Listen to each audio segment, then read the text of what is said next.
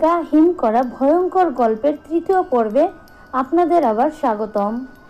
চলুন আমরা গল্পের মূল দৃশ্যে চলে যাই।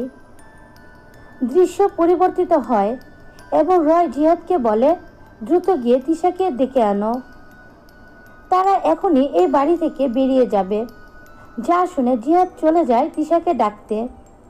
তবে সে তিশাকে কোথাও খুঁজে পাচ্ছিল না। খুঁজতে খুঁজতে সে ওই ঘরে চলে যায় যেখানে ওই বইটি ছিল, যেখানে শেষবারের মতো তিশাকে দেখা গিয়েছিল। সে সেখানে থাকা আলমারির পাশে তিশাকে বসে থাকতে দেখতে পায়। তাকে ডাকতে ডাকতে তার দিকে এগিয়ে আসে জিহাদ। তবে তিশা তো এখানে বসে নিজের জিহ্বা কাটছিল। জিহ্বা কাটার পর সে ওই ছুরি দিয়ে নিজের গলা নিজেই কাটতে শুরু করে। আর যতক্ষণে জিহাদ তার কাছে আসে ততক্ষণে সে নিজের গলা কেটে নিজেকে শেষ করে দিয়েছিল। যা দেখে জিহাদ তো ভীষণভাবে ভেঙে পড়ে। যা দেখে সে চিৎকার করে রয়কে ডাকতে থাকে। রয় সেখান থেকে যাওয়ার সময় বারবার করে তারাকে বলে যায় সে যেন কোনো মতে মিলির ওই দরজাটি না খুলে। মিলি যাই বলুক না কেন মিলির ওপর নজর রাখার জন্য সে দারাকে এখানেই থাকতে বলে এবং নিজে চলে যায় জিহাদের কাছে। তিশার সময় তখন শেষ। যা দেখে তার দুই বন্ধু ভীষণভাবে ভেঙে পড়ে। কোনোভাবে রয় এবং জিহাদ মিলে তাকে বিছানার ওপর নিয়ে আসে। জিহাদ এইসব সিচুয়েশনের জন্য নিজেকেই দায়ী করতে থাকে, কেননা সে এই বইটি বের করে এনেছিল এবং ওই বইয়ের ভেতরে থাকা ওই মন্ত্র সে পড়েছিল। সেই মূলত ওই শয়তানকে ডেকে এনেছে। এইসব ব্যাপারে কথা বলতে বলতেই তিশা সেখানেই মারা যায়। আর সে মারা যাওয়ার সাথে সাথে আমরা দেখতে পাই মিলির ভেতরে থাকা ওই শয়তান আরও স্ট্রং হয়েছে। প্রথম পল্লীর সাথে সাথে তার নখও যেন বেড়ে উঠেছে। সেই সাথে তার মুখে দেখা যায় এক ভয়ানক হাসি। ওই সময় ওই দরজার কাছে দাঁড়িয়েছিল একা তারা, যাকে কিনা ইমোশনালভাবে ম্যানিপুলেট করতে শুরু করে মিলির ভেতরে থাকা ওই শয়তান। সেইখানে মিলির কণ্ঠে তারাকে ডাকছিল এবং বলছিল যে তার ভীষণ কষ্ট হচ্ছে। তারাও এখানে ম্যানিপুলেট হয়ে যায় এবং সে দ্রুত ঘরের দরজাটি খুলে দেয় আর নিজে ভেতরে প্রবেশ করে। মিলি তখন চেয়ারে বসেছিল। তার কাছে এগিয়ে যেতে মিলি তারার গলা চেপে ধরে এবং তাকে নিয়ে ঘরের বাইরে চলে আসে। এরপর সে তারাকে ছুঁড়ে মারে। দেওয়ালে দেওয়ালে আঘাত লেগে নিচে গিয়ে পড়ে তারা। তার চিৎকার শুনে রয় এবং জিহাদও তার দিকে এগিয়ে আসে। এরই মাঝে মিলি তার কাছে এগিয়ে আসে এবং হাতের ইশারায় সে হাতে তুলে নেয় একটা হাতিয়ার, যেটা দিয়ে সে তার ওপর আঘাত করতে চলছিল। তবে সঠিক সময় সেখানে রয় এবং জিহাদ এসে তাকে আটকে নেয় এবং তাকে কোনো মতে টেনে নিয়ে আসে ওই ঘরের ভেতরে। তবে তাদের দুজনকে সে ছিটিয়ে ফেলে দেয় এবং ভয়ানকভাবে এগিয়ে যায় রয়ের দিকে। সে রয়ের ওপর হামলা করবে এমন সময় জিহাদ তার পাশে পড়ে থাকা একটা হাতুড়ি হাতে তুলে নেয়, যেটা নিয়ে সে সরাসরি গিয়ে আঘাত করে মিলির মাথায়, যার ফলে মিলি সেখানেই অজ্ঞান হয়ে পড়ে। আর এরপর তাকে আবার ওই ঘরে আটকে রেখে রয় চলে আসে তারার কাছে, কেননা মিলির আক্রমণের দ্বারা অনেকটা আহত হয়েছিল। এখানে তারা একদমই ভেঙে পড়েছিল। সে আর একটা মুহূর্ত এখানে থাকতে চাইছিল না। তারা ওই বইটির কথা একদমই ভুলে গিয়েছিল। সে দৌড়ে চলে যায় জিহাদের কাছে। জিহাদ জ্বলন্ত আগুনের ভেতর ওই বইটি পুড়িয়ে ফেলার চেষ্টা করছিল, তবে এতেও কোনো লাভ হচ্ছিল না। বইটি কিছুতেই পুড়ছিল না, যা দেখে আরও বেশি ফ্রাস্ট্রেটেড হয়ে পড়েছিল জিহাদ। এখানে তারা দুজন মিলে ওই বইটির ভিতরে থাকা সব কিছু দেখতে থাকে এবং এমন কিছু উপায় খুঁজে বের করতে থাকে যার মাধ্যমে তারা এই শয়তানের হাত থেকে বাঁচতে পারবে। এই বই থেকে তারা জানতে পারে যে যে শয়তান মিলিকে প্রসেস করেছে তার নাম হলো জালান আরাম। অনুমতি ছাড়া এই শয়তান কারো মধ্যে প্রবেশ করতে পারে না, আর যদি এটা কারো মধ্যে প্রবেশ করে তাহলে সে খুব সহজে নিজের বডি পরিবর্তনও করতে পারে না। অর্থাৎ মিলির মধ্যেই রয়েছে ওই শয়তান। তবে এই শয়তানের অনেক শিষ্য রয়েছে, যাদেরকে ইতিমধ্যে আমরা বিভিন্ন সময় বিভিন্ন পর্যায়ে দেখেছি। এখন এই চালাঙ্গারের হাত থেকে বাঁচার একটাই উপায়, আর সেটা হলো সে যে বডিকে প্রসেস করে রেখেছে সে বডিকে শেষ করে দেয়া। আর এই বডিকে মেরে ফেলার উপায় তিনটা। প্রথমত ওই বডিকে পুড়িয়ে ফেলা, দ্বিতীয়ত জ্যান্ত পুঁতে ফেলা, আর 3 নম্বর উপায় হলো ওই বডিকে 7টা টুকরোয় ভাগ করে 7 জায়গায় পুঁতে ফেলা। এর মাধ্যমে একমাত্র এই শয়তান আর ফিরে আসতে পারে না। যা শুনে রয় ভীষণভাবে ক্ষেপে যায়। সে তো কোনোভাবেই নিজের বোন অর্থাৎ মিলিকে খুন করতে রাজি ছিল না। তবে এখানে জিহাদ তাকে বোঝানোর চেষ্টা করে যে ওই বডিতে এখন আর মিলি নেই। ওই চিরকুট অনুসারে মিলি তো অনেক আগেই শেষ হয়ে গিয়েছে। এখন তার বডিতে শুধুমাত্র ওই শয়তানই বাস করছে। সে এখানে মিলি রাখা ওই ছবিটি তাকে দেখায় এবং বোঝায় যে তিশাকে তো তারা আর বাঁচাতে পারবে না। তারা 3 জন যদি বাঁচতে চায় তাহলে তাদেরকে যেভাবেই হোক মিলিকে শেষ করতে হবে, তাছাড়া আর কোনো উপায় নেই। সবটা বোঝার পরে রয় কিছুতেই মেনে নিতে পারছিল না যে তাকে নিজের বোনকেই হত্যা করতে হবে। স্পেশালি কিছুদিন আগে আরেক বোনকে হারিয়ে ফেলেছে রয়। তাই জিহাদ তাকে বলে এবার সে রয়ের কথা মেনে নিবে। রয় যা বলবে সেটা নিয়ে তারা চেষ্টা করবে।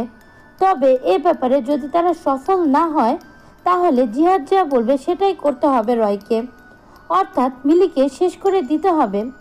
ব্যাপারটা মেনে নেয় তারা। এদিকে ওই সময় আমরা দারাকে দেখতে পাই।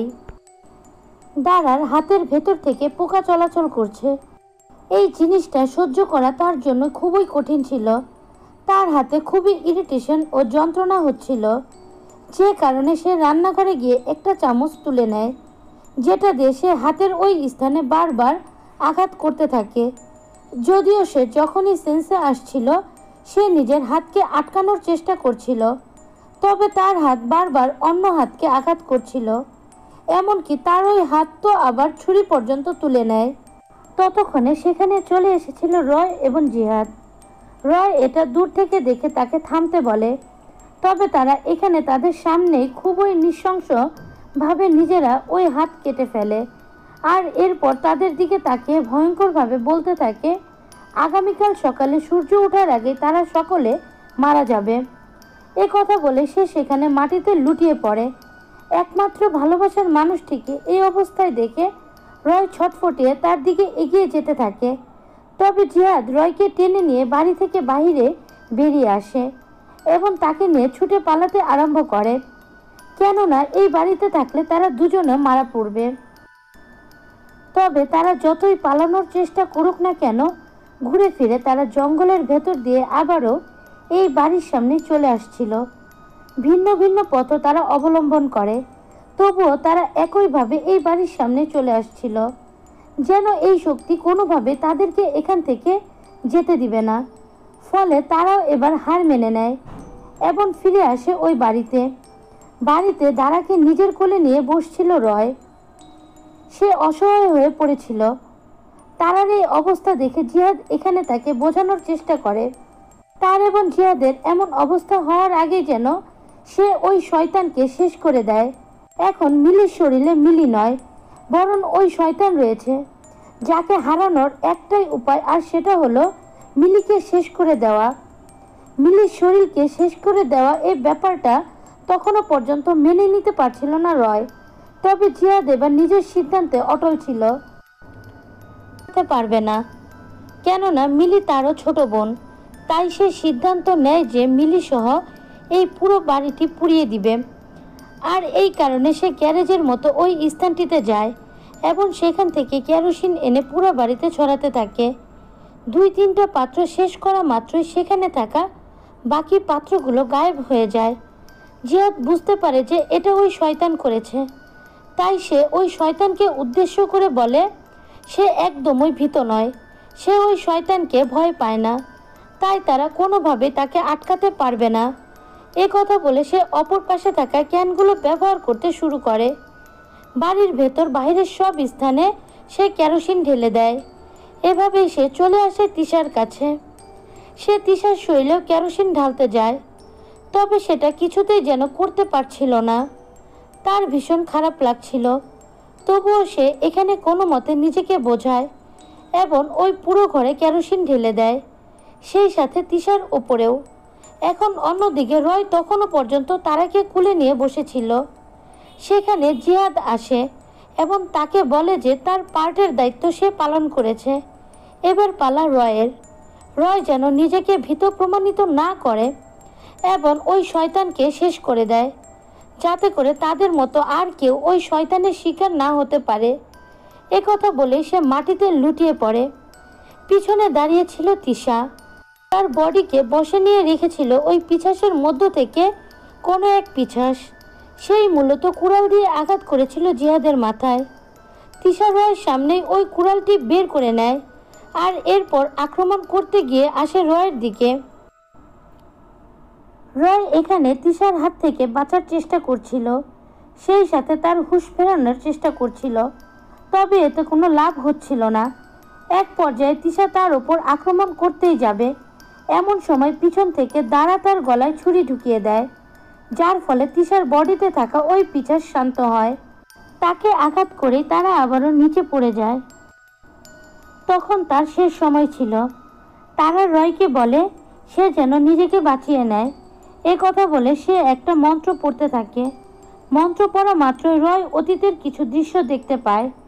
3 বছর আগে এই জঙ্গলের মাঝে করা একটা রিচুয়ালের দৃশ্য, যে রিচুয়ালে উপস্থিত ছিল দাঁড়া এবং রয়ের বাবা। সেই সাথে বাঁধা অবস্থায় সেখানে উপস্থিত ছিল নুরি, হ্যাঁ রয়ের বোন মিলি। যমজ বোন নুরি তাকেও মূলত এই শয়তান জ্বালানা আং প্রসেস করেছিল। তার পুরো শরীরে রক্ত লাগানো ছিল। এখানে তাকে দেখে আমরা বুঝতে পারি যে গল্পের শুরুতে জঙ্গলের মাঝে আমরা যে মেয়েটিকে দেখেছিলাম সে আসলে মিলি নয়, বরং নুরি ছিল। এখন এখানে তাকে বেঁধে রাখা হয়েছিল একটা রিচুয়ালের তরুণকে শেষ করে দেওয়ার জন্য। কেননা রয়ের বাবা অলরেডি বুঝতে পেরেছিল যে চালান আংকে শান্ত করতে হলে তাকে নিজের মেয়েকে শেষ করতে হবে। কেননা এই শরীরে এখন আর নুরি নেই, বরং বাস হচ্ছে ওই শয়তানের। তাই তো সে এখানে নিজেকে শক্ত করে তার নিজের মেয়ের গায়ে কেরোসিন ঢালতে থাকে। তখনই নুরির ভেতরকার শয়তান তার আসল রূপে চলে আসে এবং তার বাবাকে অভিশাপ দিয়ে বলে যে তার বংশে যত মেয়ে জন্মাবে, অর্থাৎ যেসব মেয়েদের শরীরে তার রক্ত বইবে, তাদের প্রত্যেককে সে বশে আনবে এবং শেষ করে দিবে। সেই কথা বলতে থাকে আর এরই মাঝে রয়ের বাবা তার গায়ে আগুন ধরিয়ে দেয়, যার ফলে সেখানেই পুড়ে শেষ হয়ে যায় নুরি।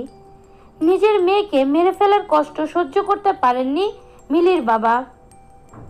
মিলিকে দেখলে তার সব সময় নুরির কথা মনে পড়তো, আর এ কারণে সে মিলি এবং রয়কে ছেড়ে 3 বছর আগেই দূরে কোথাও চলে গিয়েছিল। এই ঘটনার ব্যাপার প্রথম থেকেই জানতো তারা, তবে মিলি এবং রয় এ ব্যাপারে জানতো না। মিলি শুধুমাত্র মাঝে মধ্যে নিজের কল্পনায় নুরিকে পুড়ে যেতে দেখতে পেত। এখন এই সবটা জানার পর তারা সেখানেই মারা যায়। এতে করে রয় আরও বেশি ভেঙে পড়ে। তখনই তার এই কান্নার শব্দ শুনে ভেতরে বসে হাসতে থাকে মিলি।